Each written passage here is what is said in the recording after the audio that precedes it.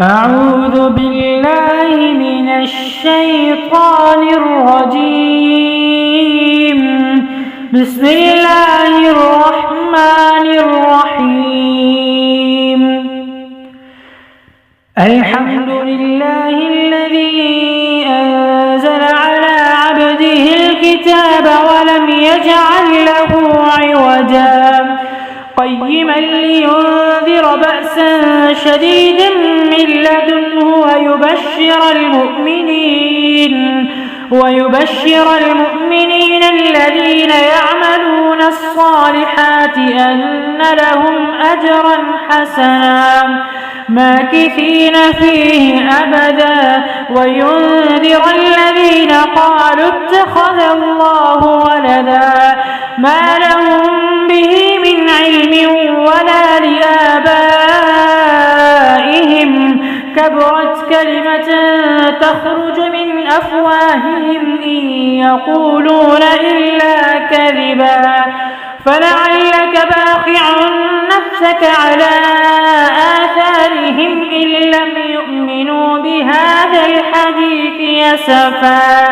إنا جعلنا ما على الأرض زينة لها لنبلوهم أيهم أحسن عملا وإنا لجاعلون ما عليها صعيدا جرزا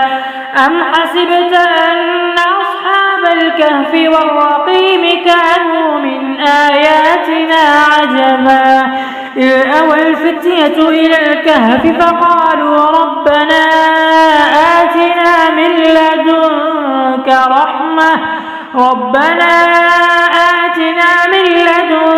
رحمة وهيئ لنا من أمرنا رشدا فضربنا على آذانهم في الكهف سنين عددا ثم بعثناهم لنعلم أي الحزبين أحصى لما لبثوا أمدا نحن نقص عليك نبأهم بالحق إنهم فتية آمنوا بربهم وزدناهم هدى وربطنا على قلوبهم إذ قاموا فقالوا ربنا رب السماوات والأرض لن ندعو من دونه إلها لقد قلنا إذا شططا هؤلاء قوم اتخذوا من دونه آلهة لولا يأتون عليهم بسلطان بين فمن أظلم ممن افترى على الله كذبا وإذ اعتزلتموهم وما يعبدون إلا الله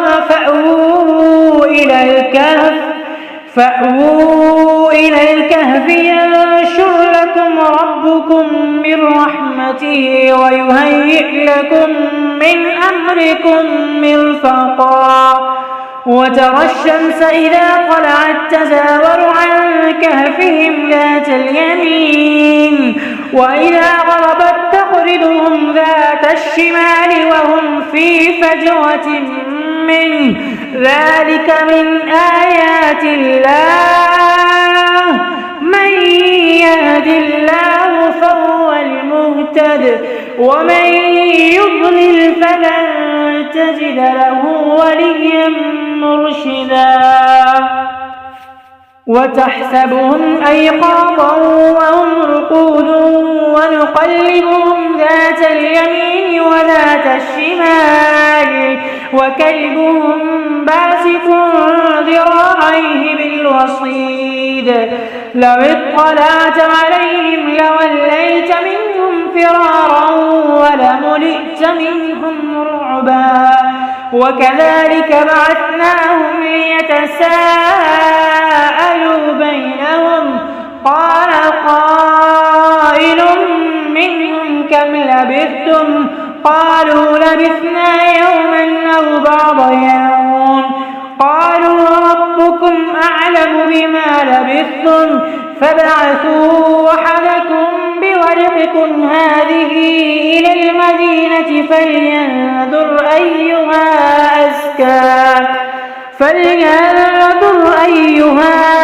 أزكى طعاما فليأتكم برزق منه وليتلطف ولا يشعرن بكم أحدا إنهم إن يظهروا عليكم يرجموكم أو يعيدوكم في ملتهم ولن تفلحوا إذا أبدا وكذلك أعثرنا عليهم ليعلموا أن وعد الله حق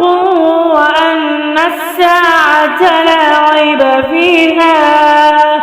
إذ يتنازعون بينهم أمرهم فقالوا ابنوا عليهم بنيانا ربهم أعلم بهم قال الذين غلبوا على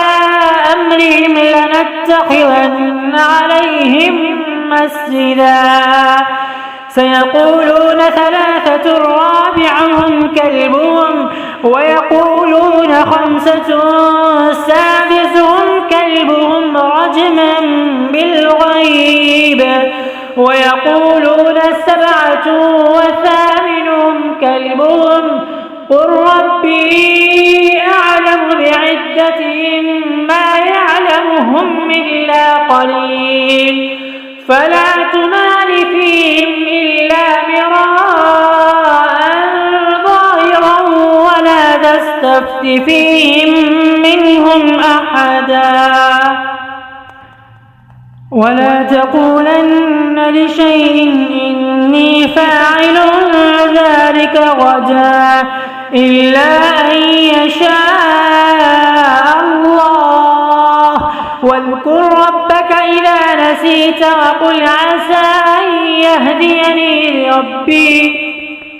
وقل عسى أن يهديني ربي لأقرب من هذا رشدا ولبثوا في كهفهم 300 سنين وازدادوا 9 قل الله أعلم بما لبثوا له غيب السماوات والأرض أبصر به وأسمع ما لهم من دونه من ولي ولا يشرك في حكمه أحدا واتل ما أوحي إليك من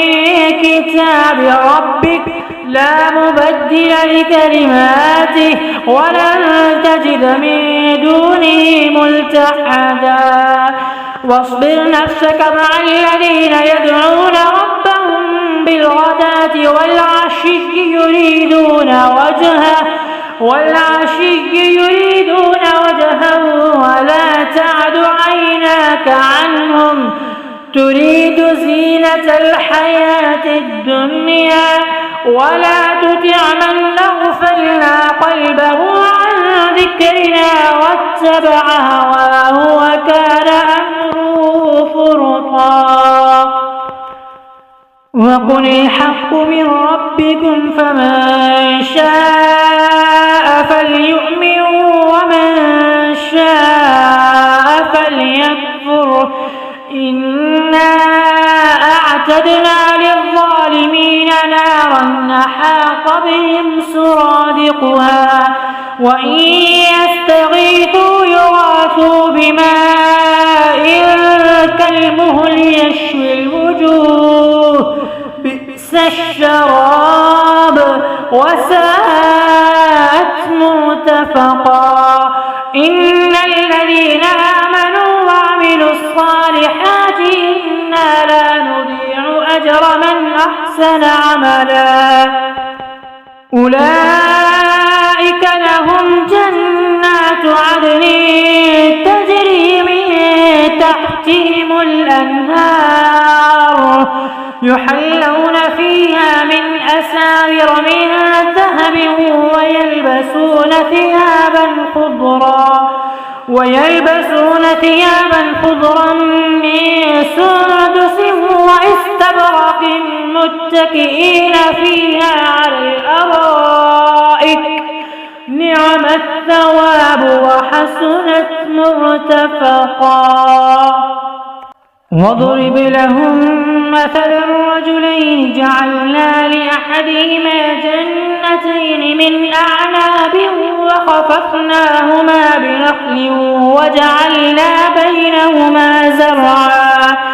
كلتا الجنتين آتت أكلها ولم تظلم منه شيئا وفجرنا خلالهما نهرا وكان له ثمر فقال لصاحبه وهو يحاوره أنا أكثر منك مالا وأعز نفرا ودخل جنته وهو ظالم لنفسه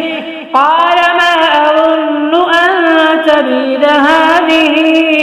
أبدا وما أظن الساعة قائمة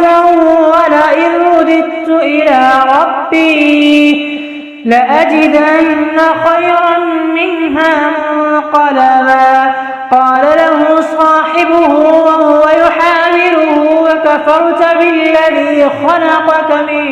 تراب ثم من نطفة ثم سواك رجلا لكن هو الله ربي ولا أشرك بربي أحدا. ولولا إذ دخلت جنتك قلت ما شاء الله لا قوة إلا بالله إن ترني أنا أقل منك مالا وولدا فعسى ربي أن يؤتيني خيرا من جنتك ويرسل عليها حسبانا من السماء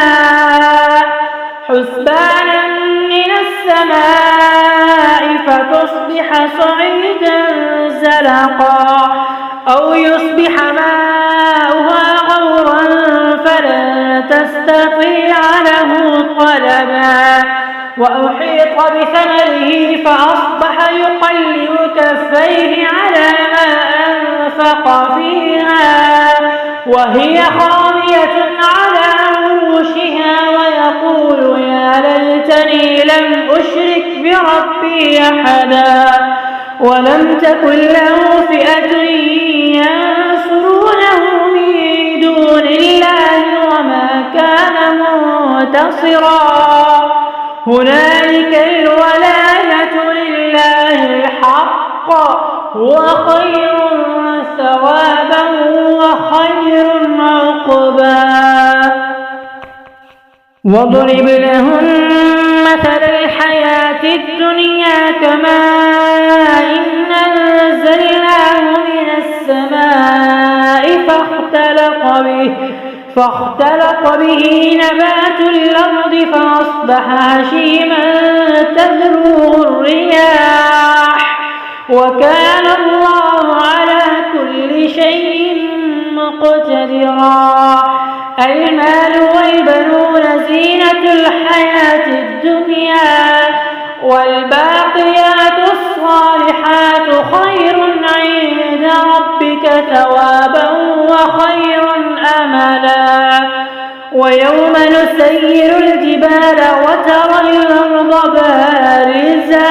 وحشرناهم فلم نغادر منهم أحدا وعرضوا على ربك صفا لقد جئتمونا كما خلقناكم أول مرة بل زعمتم أن لن نجعل لكم موعدا. ووضع الكتاب فترى المجرمين مشفقين مما فيه ويقولون يا ويلتنا ما لهذا الكتاب لا يغادر صغيرة ولا كبيرة إلا أحصاها ووجدوا ما عملوا حاضرا ولا يظلم ربك أحدا. وإذ قلنا للملائكة اسجدوا لآدم فسجدوا إلا إبليس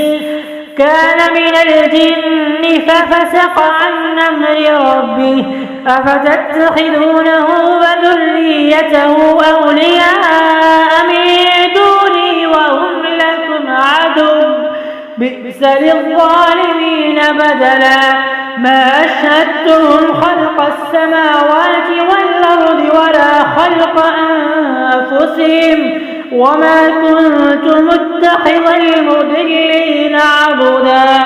ويوم يقول نادوا شركائي الذين زعمتم فدعوهم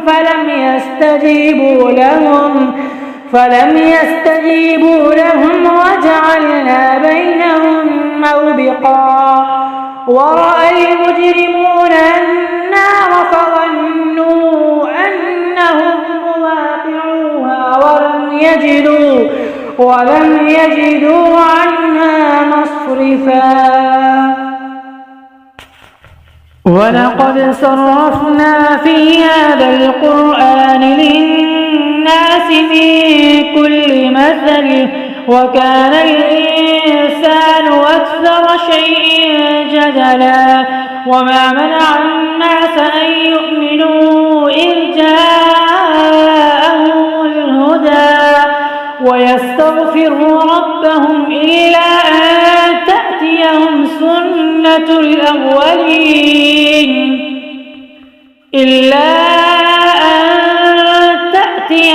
سنة الأولين أو يأتيهم العذاب قبلا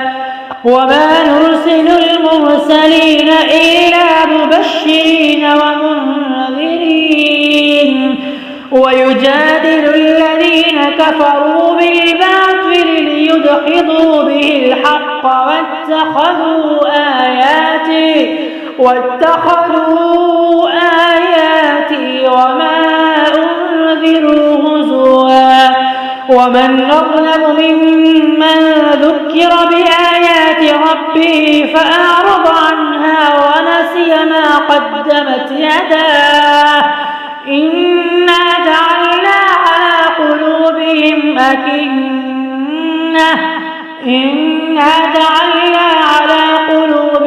أكنة أن يفقهوه وفي آذانهم وقرا وإن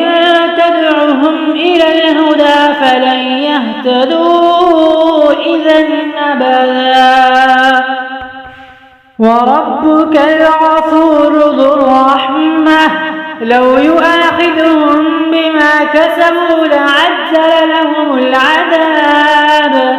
بل لهم موعد لن يجدوا من دونه موئلا وتلك القرى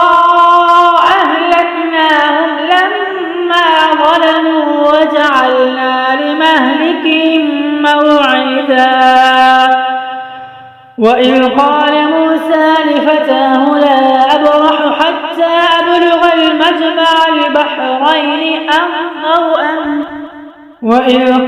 موسى لفتاه لا أبرح حتى أبلغ المجمع البحرين أو أمضي حقبا فلما بلغا مجمع بينهما نسيا حوتهما فاتخذ سبيله في البحر سربا فلما جاوزا قال لفتاه آتنا غداءنا لقد لقينا من سفرنا هذا نصبا قال أرأيت إذ أوينا إلى الصخرة فإني نسيت الحوت وما أنسانيه إلا الشيطان أن أذكره واتخذ سبيله في البحر عجبا قال ذلك ما كنا نبغي فارتدا على آثارهما قصصا فوجدا عبدا من عبادنا آتيناه رحمة من عندنا وعلمناه من لدنا علما قال له موسى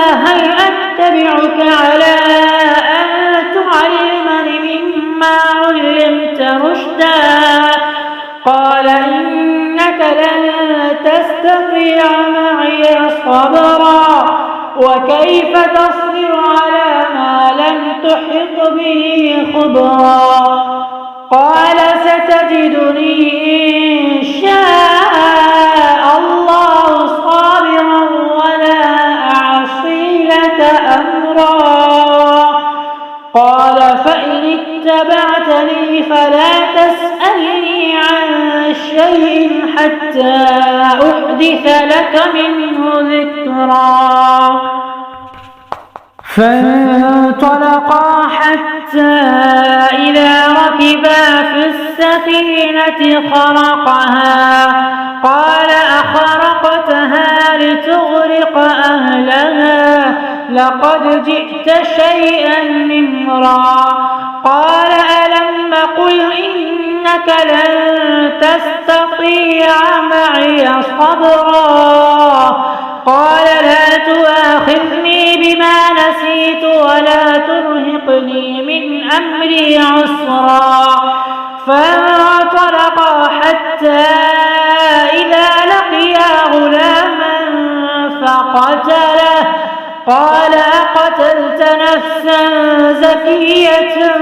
بغير نفس لقد جئت شيئا نكرا قال ألم قل لك إنك لن تستطيع معي صبرا قال إن سألتك عن شيء بعدها فلا تصاحبني قد بلغت من لدني عذرا فانطلقا حتى إذا أتيا أهل قرية استطعما أهلها فأبوا أن يضيفوهما فوجدا فيها جدارا يريد أن ينقض فأقامه قال لو شئت لاتخذت عليه أجرا قال هذا فراق بيني وبينك سأنبئك بتأويل ما لم تستطع عليه صبرا أما السفينة فكانت لمساكين يعملون في البحر فأردت أن أعيبها وكان وراءهم ملك يأخذ كل سفينة غصبا وأما الغلام فكان أبواه مؤمنين فخشينا أن يرهقهما طغيانا وكفرا فأردنا أن يبدلهما ربهما خيرا منه زكاة وأقرب رحما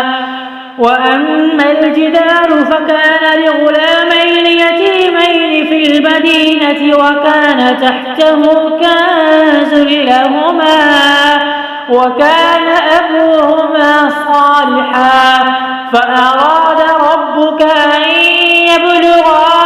أشدهما ويستخرجا كنزهما رحمة من ربك وما فعلته عن أمري ذلك تأويل ما لم تستطع عليه صبرا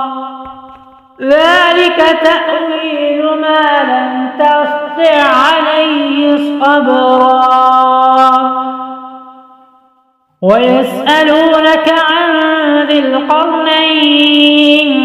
قل سأتلو عليكم منه ذكرا إنا مكنا له في الأرض وآتيناه من كل شيء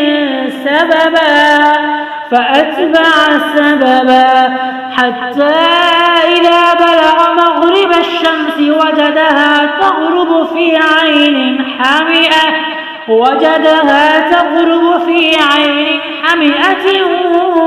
ووجد عندها قوما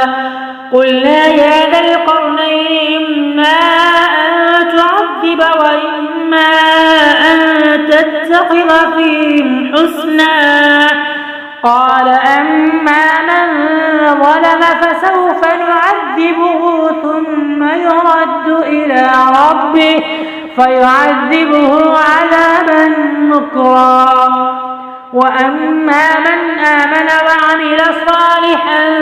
فله جزاء الحسنى وسنقول له من أمرنا يسرا ثم أتبع سببا حتى إذا بلغ مطلع الشمس وجدها تطلع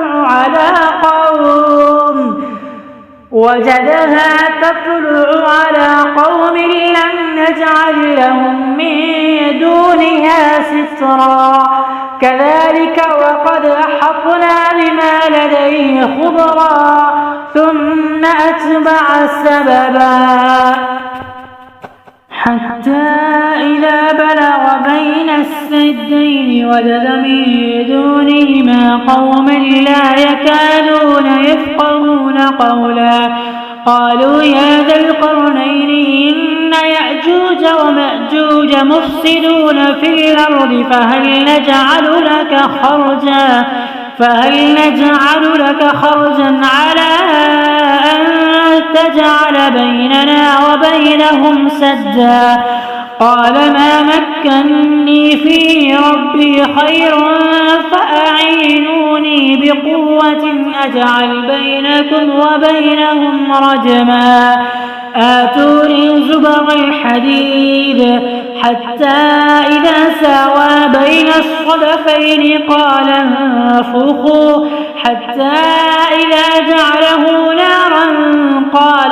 آتوني أفرغ عليه قطرا فما استطاعوا أن يظهروه وما استطاعوا له نقبا قال هذا رحمة من ربي فإذا جاء وعد ربي جعله دكاء وكان وعد ربي حقا وتركنا بعضهم يومئذ يموج في بعض ونفخ في الصور فجمعناهم جمعا وعرضنا جهنم يومئذ للكافرين عرضا الذين كانت أعينهم في غطاء عن ذكري وكانوا لا يستطيعون سمعا أفحسب الذين كفروا أن يتخذوا عبادي من دوني أولياء إنا أعتدنا جهنم للكافرين نزلا قل هل ننبئكم بالأخسرين أعمالا الذين ضل سعيهم في الحياة الدنيا وهم يحسبون أنهم يحسنون صنعا أولئك الذين كفروا بآيات ربهم